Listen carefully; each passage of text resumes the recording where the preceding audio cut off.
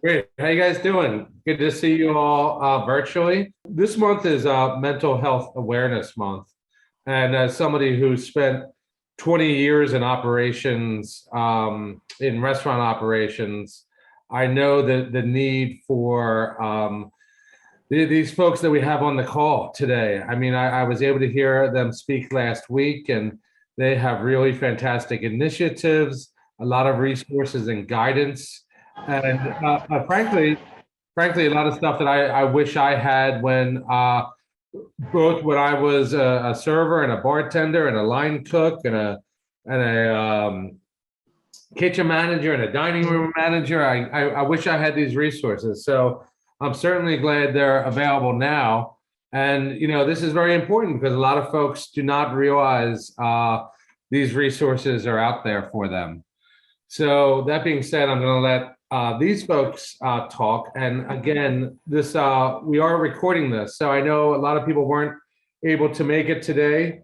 There are some major storms heading our way, but we will be sharing this out to our entire chapter and across the state. So I appreciate our panelists' time in advance today.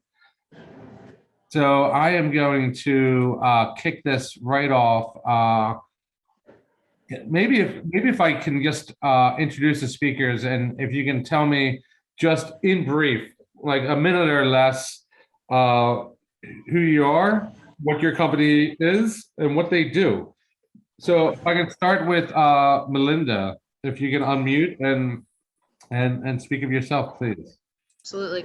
So my name is Melinda Dorn. I'm a woman in long-term recovery and a former chef of 30 years. I am the peer support and outreach coordinator for CHOW, which stands for Culinary, Hospitality, Outreach, and Wellness. We are a nonprofit based in Denver, offering virtual support meetings for hospitalitarians, as well as mental health trainings for students, workers, and industry vets. We also, if you live in Colorado, Texas, or Michigan, are able to connect restaurant workers who are in need of clinical mental health support with those services for free. Cool, thank you so much. And next up on my screen anyway is Donna. Nice to see you again. Hi, everyone. I am Donna Creager, and I'm the education manager for Drug Free Workplace PA. And we are a grant funded through the Pennsylvania Commission on Crime and Delinquency program. And we've really been tasked to help workplaces and employers understand and implement drug-free workplaces, and what does that mean and what does that look like in 2022? Because it does look a lot different today than it did several years ago. So we had the opportunity to come alongside of them and educate supervisors on how to recognize signs and symptoms of impairment, how to recognize signs and symptoms of mental health, and what are the next steps that are using best practices so that we can create a healthy workforce across Pennsylvania. We offer mental health first aid through this grant free of charge. So that is something that we are very, very thankful for. I'm a certified mental health first aid instructor. And we also educate community members and family members on how to talk with adolescents about drugs and alcohol and how to be a role model. We also do provide suicide prevention training within the workplace as well. And lastly, but not least, we provide 8 webinars a month for the Pennsylvania Department of Labor and Industry. So we're all over. Yeah, for sure. I thought I had my hands full. Sheesh. And Ryan, I see you have backup Liv on the phone, on the Zoom as well, but who'd ever like to take this? Yeah, sure, I will. So I'm Ryan. I am the Employment Support Services Director at Unity Recovery, where we have a grant through the Department of Drug and Alcohol Programming, allows us to help those that are unemployed or underemployed gain full employment, and also help organizations and businesses become recovery friendly, understand that what's the meaning of recovery, and how to support their employees that are in recovery. Unity also has Our executive director also owns 2 restaurants within Philadelphia. One of them is the Volstead, which just opened, which is a zero-proof bar, the first one in Philadelphia. And then there's also Unity Taqueria, both of which are recovery-friendly workplaces. Thanks, Ryan. I stopped by Volstead last night. I hope you guys consider becoming a PRLA member soon. That's my quick little plug there. And finally, we have back on camera, Meg Spencer. Meg? Hi, everyone. I'm feeling very proud. I troubleshooted my video issue. Whenever you can have a tech success, gotta celebrate. My name is, I'm Meg Spencer. I am the Director of Training and Coach Education for Wellness Coaches. I'm here today to talk about both the fact that, like Donna, I am a mental health first aid certified instructor, and we have actually trained all of our healthcare providers in mental health first aid. So we deploy healthcare providers in workplaces throughout the country, registered dietitians who are providing nutrition counseling as part of their benefit. Also coaches who support a really important aspect of mental health, which is lifestyle behaviors. So helping to support people to achieve healthy overall lifestyle behaviors, and then educating the entire employee populations around mental health and mental health first aid certification, which helps people understand signs and symptoms, and most importantly, helps reduce the stigma at the workplace, because people are then able to talk about mental health and know how to support one another then in mental health. Thank you, Meg. You bet. And Melinda, I listened to your story last week, and I was, I related to it a little more than I would have liked to. But could you kind of talk about your story again, and how I know CHOW is based in Colorado, but talk about why you're on this call. I mean, we're all in Pennsylvania, and how does your story translate?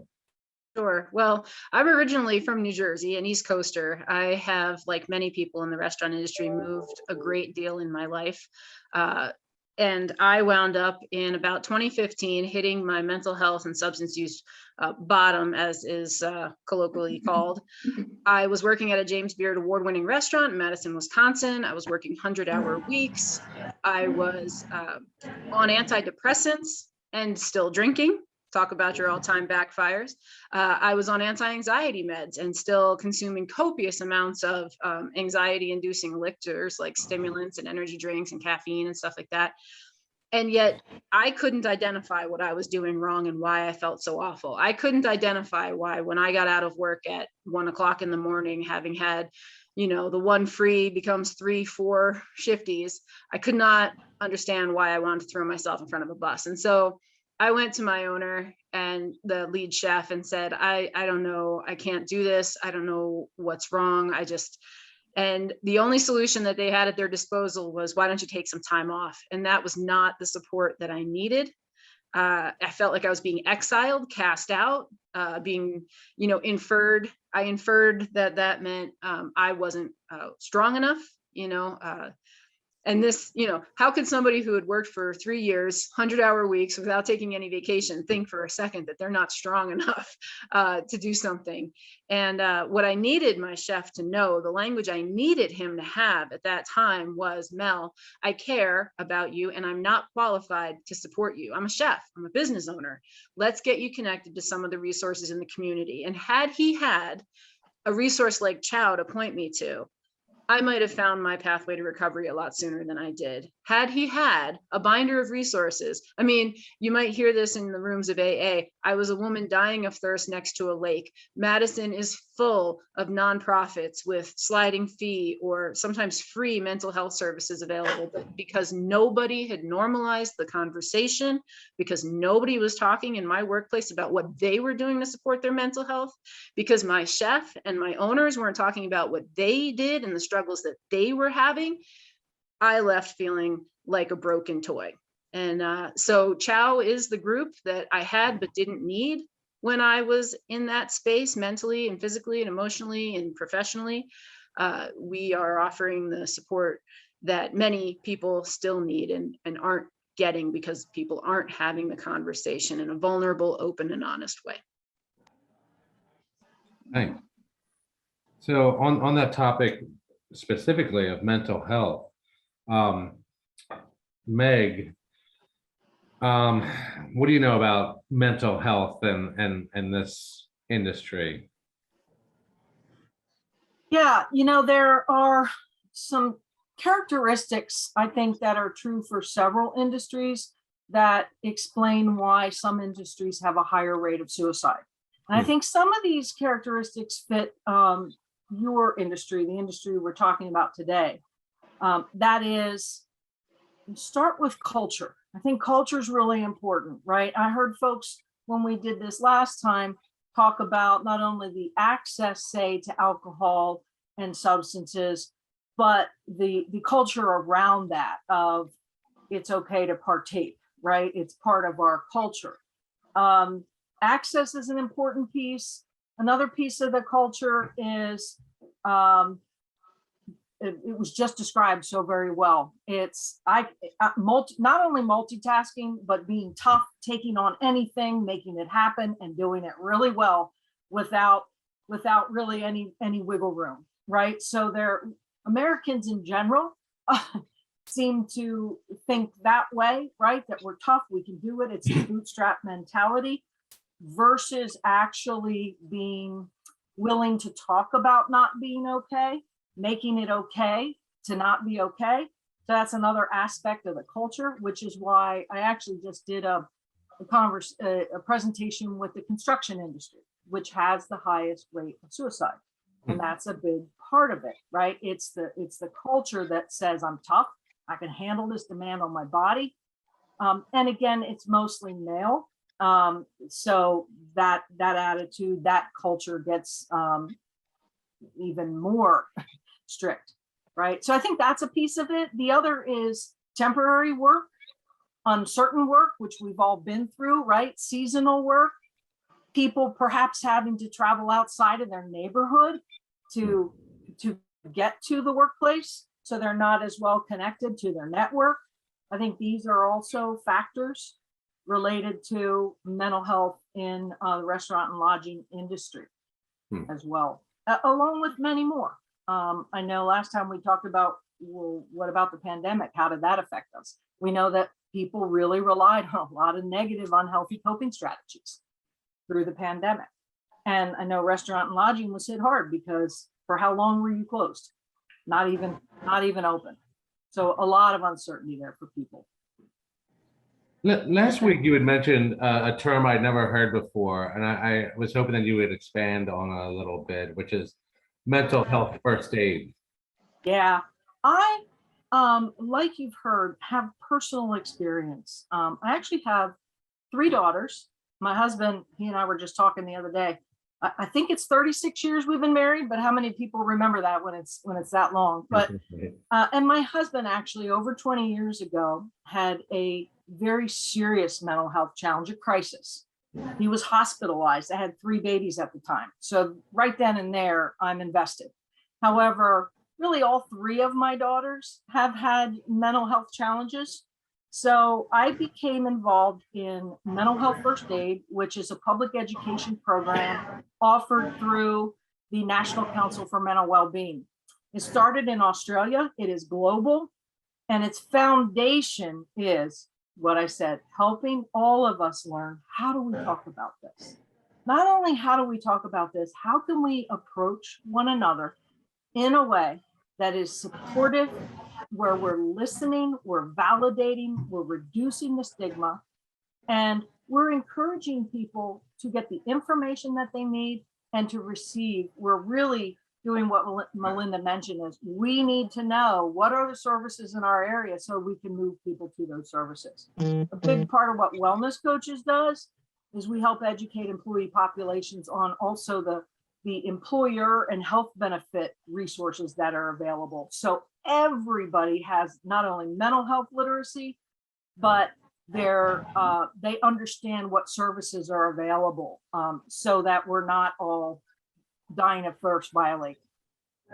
Right. So I Ben, hope that gives you a background on mental health first aid.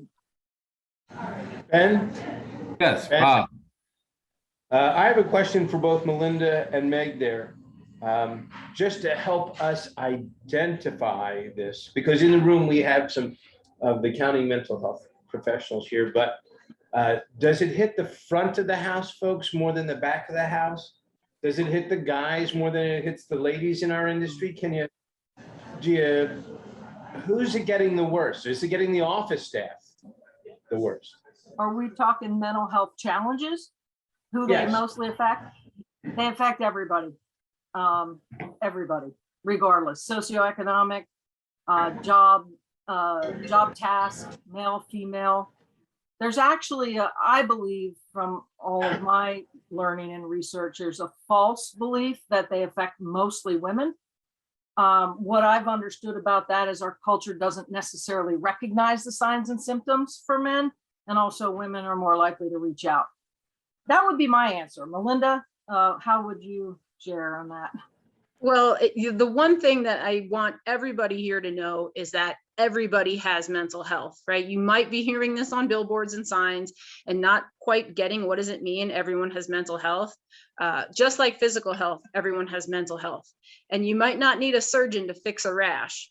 You might not need a psychiatrist or medication to fix what's ailing your mental health, right? But we all have mental health. We might not all have mental illness, but we might all have mental health. And in that same vein here is the fact that how mental health is impacted in the back of the house or the front of the house is going to be different. It doesn't mean that one is worse or better, right? Comparison is the thief of grief, right? Mental health affects different people different ways, but it affects everybody in some way. So, when we're talking about the front of the house, we're talking about historic trauma, colonialism, racism, genderism, ageism, ableism. I mean, when was the last time you went to a restaurant that was suited to have an employee who was in a wheelchair, right? Like this, that's trauma. That's trauma. When you can't feel safe in a workplace to make mistakes, to need accommodation, to ask for help, that's not psychologically or emotionally a safe workplace, right? And that inflicts trauma. So again, whether we're talking about the front of the house workers who are having hot soup thrown in their face or bar glasses, smashed over their heads when they're asking a customer to wear a mask, or masculine harassment in general, when servers are being asked, take down your mask so I know how to tip you. I want to see if you're cute or not. Like, this is real stuff that's happening. And that's going to affect people's mental health. There's no way around that. And then the same thing in the back of the house, the sexual harassment, the long work hours, the yelling, the screaming, the brigade system in general, right? That's why we see so many of the same mental health parallels as we do in the veterans community. It's because we are built on the backbone of the military brigade system. Until we can decentralize power in restaurants, we're going to keep seeing those same parallels to the military. Well, thank you. Hey, Ryan and Donna, thanks for sticking around. I didn't forget about you guys. But Ryan, it's interesting because you guys have restaurants and you have a lot of initiatives that are helping out our community. I mean, it's really fascinating, but can you tell me like a little bit about why do you think or feel, what keeps folks in your restaurants or in restaurants and hospitality in general, what do you think keeps them back from reaching out for help? Or what have you seen anyway? I don't think it just pertains to restaurants and like lodging. I think it's everywhere that it's hard to ask for help, right? And that's the culture that we live in. That's the culture that we work in, is asking for help is seen as a weakness.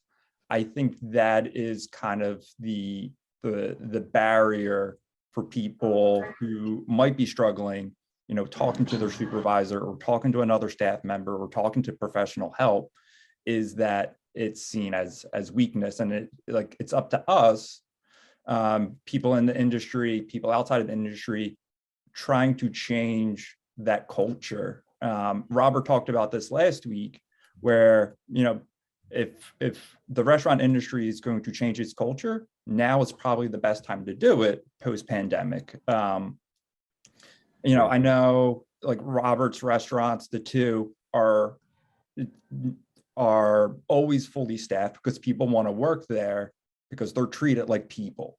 And I think that is the culture change that is needed.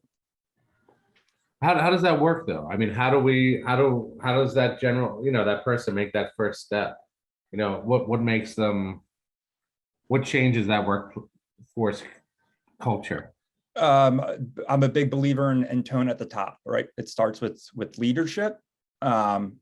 Just being here, having this conversation, being a part of it is a great step in the right direction. But it's also up to us to continue that when we go back to our restaurants, our stores, our shops, and continuing, the start that we started today. Understood. And Donna, and I'll be right back to you, Ryan. I have more questions for you. But I know I want to be cognizant of everybody's time, but you have a lot of information to share, all of you. Donna, Bob Raffetto in the room has been doing a lot of personal research and helping us out with drug-free workplaces in southeastern Pennsylvania and abroad.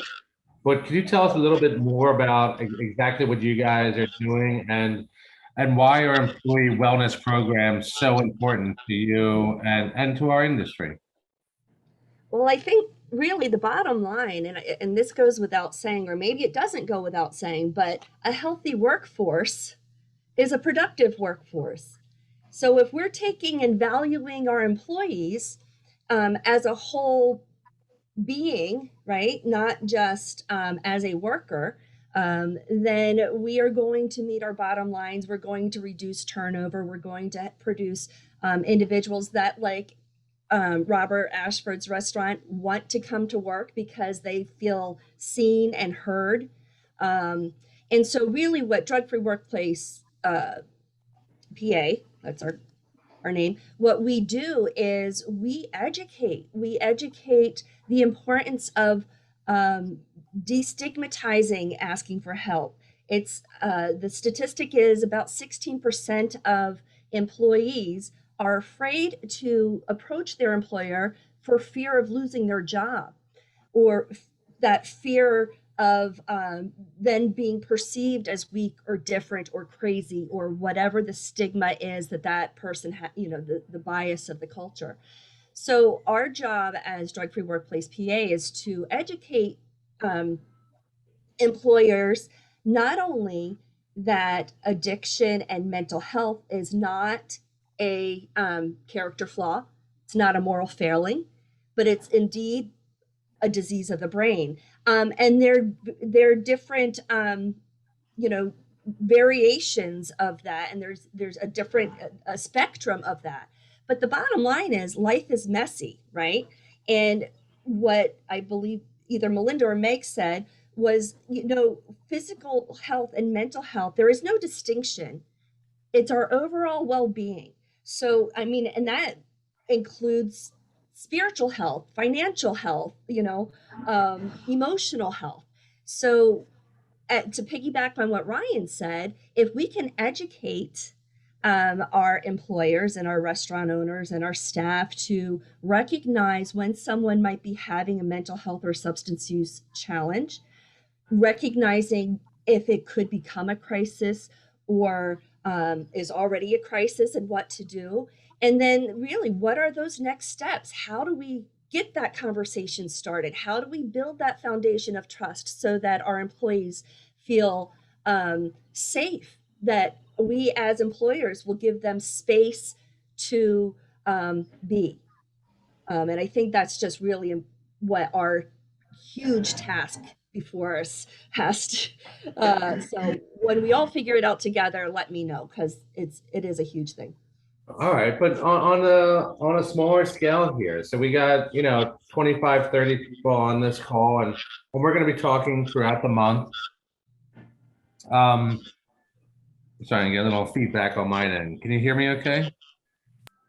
Okay. Yeah.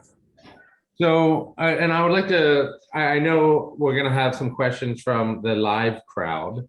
But I have kind of one question for each of you.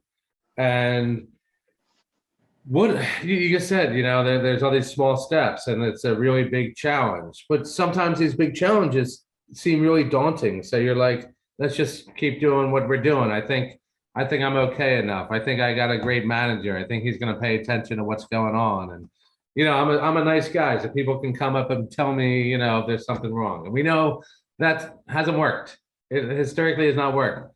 So tell me, if you were to give a restaurant or a hotel or a small business, this is your first step. And I'm going to ask all of you this, Melinda, Meg, Ryan, I'm going to ask all of you, like, what would be your first step? Like, Ryan, think about you guys are above and beyond with the zero proof bar, but what would that next step be, or that first step be for everybody else in the room here?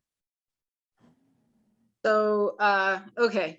So we know people are walking into our restaurant on their first day of work with more than just their knife roll or their server aprons full of pen. They're walking in with pre-existing conditions, which cannot be left at the door, right? We are whole people everywhere we go. You pay $15 an hour for an employee, you're paying for that whole employee, including what informs their mood and what kind of obstacles they might have faced getting to work that day and stuff like that. So in our hiring practices, establishing the fact that we are a recovery-friendly workplace, and this is, who would think that somebody with 30 years in the industry could actually be part of the new guard at this stage, right? Because if you are on the screen right now, or you are in this meeting, you're part of the new guard.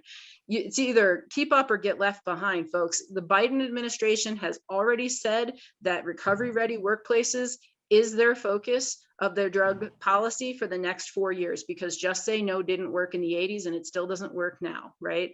So if you're on this call, you're already like the avant-garde. Maybe you weren't the first person to bring sous vide to your restaurant community, but you can be the first one to bring restaurant ready to your community, right? The second thing I would say is that we know fast food, not a sustainable diet. Fast change, not a sustainable change either. So we're talking about slow changes. Progressive changes are the sustainable changes that we need to see, not only in our hiring practices, but in our retention practices. And we all know when we know better, we do better. So get yourself educated, right? Like Donna's thing, if that's convenient for you, do it. CHOW has a 6-hour training that discusses everything from your own personal mental health, so that you can't pour from an empty cup, right? Your own personal mental health through the 8 dimensions established by the Substance Abuse and Mental Health Services Administration, the most common mental health concerns that we see in the restaurant industry and how to cope and support people through that. Recovery myths and stigma. AA is not the only way. There's dozens of recovery outlets, including peer support, which I think is great that Ryan, you're representing the peer force, because that's something that not a lot of people know about. They think it's either treatment or psychiatry, and that's it. Those are their options, or AA. There's so much more now than there was 20 years ago. So know better and do better. That's my advice. Yeah, just to piggyback off of that, there's always that saying, if you always did what you always done, you always get what you always got, right? So things aren't going to change if you keep on doing the same thing. I think education is a great first step. Unity Recovery has a training for helping organizations become a recovery-friendly workplace, similar to Donna's drug-free workplace, and just kind of doing a little research, talking to people. The stat that came out, I think, early 2021 was about 10% of the population has either is in recovery for either substance use or mental health, right? So that's 1 out of every 10 employees that is in recovery for those things. So it's understanding that just because you don't know it, if you have 10 employees, the math kind of says that at least one of them is in recovery. So, do you want to alienate that one, or do you want to, help them be successful? We also know that hiring and training new employees costs money, right? Bottom dollar. If you can help support your employees so that they can stay around, just saved you money. And it would, it's only a couple of hours of training. So, I think that kind of makes, economic sense too. Thanks, Ryan. Hey, Meg, do you want to chime in on this one? Yeah, I'm thinking a couple of things. One is you can look at this from a grassroots, right? From your employees, Yeah. the culture, and increasing that mental health literacy, getting people talking, letting it be okay to talk about mental health challenges, letting it be okay to not be okay. But also approaching it from a resource aspect. I think I heard somewhere somebody said, you don't have EAP, you need to get EAP, right? So I think we have to really look hard at the resources that we provide so that we can move people toward those resources. I do have some really good resources that I got actually out of the work that I did with the construction industry that I do think is applicable, that I'd be happy to upload into chat that looks at it from that. They call it down the river and up the river. Things we can do now with that employee population and increasing the furthering communication, but things we can plan ahead, right, before the water comes down the river. And I'll share that because I think it is for the managers, supervisors, leadership to look at what they can do as well. Thanks so much. I just And wanna Donna, I'll piggyback- let you finish with you. Okay, yeah, I just wanted to say a really good first step too is to look at your policies. Okay. Are they using non-stigmatizing language? Does everyone understand what your workplace policy is regarding resources, regarding impairment in the workplace, regarding medical marijuana, all of these things that we really need to take a look at. And in the policy, the importance of that, our words do matter because words really shape how we view someone. So another great first step is for managers, owners, employers in general, take a real good look at their own bias and what they can do to change that. But then I also really quickly want to say, in my only experience in the restaurant business is when I was a server for Chili's in college. Woohoo, Chili's! And we really had a lot of stress. It was in Boston at Copley Place. It was crazy all the time with tourists and locals and all of that. And the tendency to self-medicate to get through those stressors. So for a restaurant to be able to provide other coping strategies outside of the self-medication, because we are a society of self-medicators. And as self-medicators, that's putting us at risk for a substance use disorder that only compounds any mental health condition or challenge that someone may have. So check your policy, do practical ways to handle and understand the workplace stress that our employees are dealing with inside and outside of the workplace, and then model the culture that you want to have in that work environment. Well, thanks. Does anybody live at White Dog have any questions for these great panelists? Yes. Lou, this is, first of all, I applaud you all for all the work that you're doing and the information you're sharing. The question that I have, being a former operator, is how are we going to give that information and have the restaurateur owners, managers grasp it and then utilize it? I mean, they're having a hard enough time dealing with the issues post-pandemic now. And there's always that stigma about training employees. Well, now I won't train them, they'll just follow somebody else. We need to kind of like somehow incentivize them or give the owners and operators tools that they can use and give them reasons to really grasp hold of this and shake it down and bring it, like Brian was saying, from the top down. So I'd love to respond to this.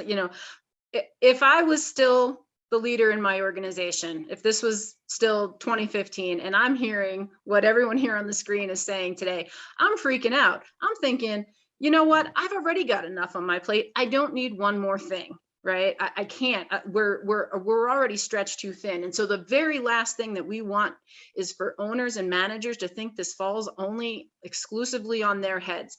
I would disagree. I love you, Meg. You're great. And I think a lot of what you had to say, I think it was you about the top down thing. It's the bottom up too. It's not just the top down. The last thing we want to do is make mommy, daddy, clinician, therapist, counselor, sponsor out of our owners and managers. You already have enough to do. Get comfortable saying, I care, I'm not qualified. Here's how we're going to connect you to the help you need in the community. We're going to have peer supports come in once a week, check up on the health of our staff. We're going to bring it in. And here's the thing, here's the great thing, especially right now, these services are free to owners and restaurants. CHOW doesn't charge a dime. I doubt the drug-free workplace charges a dime. We're grant funded because this COVID has taught us the restaurant industry, though we love to sustain this myth of misfits and pirates, is not a bunch of misfits and pirates. That's what we do to keep ourselves apart from the community. But the community has told us time and time again in the past 365 days that we are essential. Let the community take care of us in the way that it can. Can it pay us more? Maybe not. Can it come in and bring us free services that are grant funded because somebody voted somewhere in the state that these services were important to get out into the community? Can we accept that? Can we actually accept that something's free for us? That's what I would tell a manager or an operator who's like, how am I supposed to implement this? Don't let somebody else do it for you. Melinda, can you add to your comments earlier? You said, unlike AA, which has a 12-step recovery, you mentioned an 8-step recovery. Is there a website for your organization for CHOW? There is, but I don't know that I was the one who mentioned the 8-step recovery. There's dozens of other recovery organizations out there: Women for Sobriety, Smart Recovery, Wellbriety, the White Bison Pathway to Recovery. There's She Recovers. There's Ben's Friends Hope, which is one of the resources that's listed that Pam sent out for you today. There's peer recovery support through recovery community organizations in your town or in your state. I don't know how many Pennsylvania has, but these are people that will bring an all recovery meeting to your people, whether they're struggling with eating disorders or whether they're struggling with substance use or whether they're struggling with other forms of wellness barrier behaviors. And Ben, if I can I just clarify? I did upload some resources, and really one that I think is useful for, say, top down is a needs assessment. Questions you can ask yourself, like we said, about culture and so on. And then what I shared though is the real picture is, as we said, down the river, that's all of us. That's our employee population. That's everybody. Things that we're all responsible for. Some of the things that up the river leadership can be thinking about and planning for ahead of time are also listed. But I think you're right. It doesn't have to be one more thing that leadership and certainly restaurant managers need to do. We need to offer the resources and make them available and make sure people know what they are. And that's not really very hard to do, right? To get the conversation going. Listening is the best thing anybody can do ever, right? It's old fashioned to say we got 2 ears and 1 mouth for a reason, but listening to your staff, do not design from your office the things that your staff needs. Don't say, oh, you need a yoga class brought in, you need a masseuse brought in once a week. Oh, you want this, right? This is what I would want. No, this is where we throw away the golden rule of treating others how we would want to be treated. And instead we listen. And when they say, this is what we prefer, this is how we want to be held, this is how we want to be taken care of, that's where things are really going to transform. And listening to other restaurants, what's working in other places. We've got a place here in Colorado called Bonanno Concepts. They've hired a wellness director who's a clinician who resides in the building. They're a concept. They got 11 concepts, right? And they hired a wellness person, and staff can just make an appointment. Can I come see you at 3? And it's all confidential. There's no fear of retribution like there often is, as Donna described, fear of going and talking to your manager that you're not doing well and being exiled for it. So that's an approach. Or we've got other organizations. hosting what is called employee review committees, right? Kind of along the lines, if you've ever worked at a Ritz-Carlton, kind of the employee peer review, only it's an employee support, right? What's the opposite of peer pressure? Peer support. So, you know, you get 2 or 3 employees, you compensate them to be the go-to so that the owners and managers are no longer bearing that pressure. Love it. Thanks. Anybody else before we let these folks get back with their hard work? I had a question. Hey, to Ben, are there any programs that are currently available through the Restaurant Association, either the local chapter or as a whole? Yes, and we can share that information with the follow-up email. But a lot of it has to do with the folks on this call too, right? I mean, we're always reaching out. These are the experts here. I mean, PRLA is great for resources and guidance, but it's through to, you know, it's due to our partners with these great folks. And if I And can, Phil- I will be sending an email out to everybody today, or actually tomorrow, that will have all the links that everybody shared from the past meetings. So I will send that out, and the recording from today and the last one, probably by tomorrow.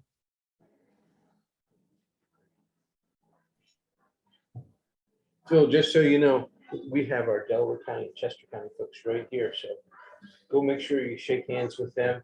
They're good people to know. Sure. Melinda, thanks, Melinda.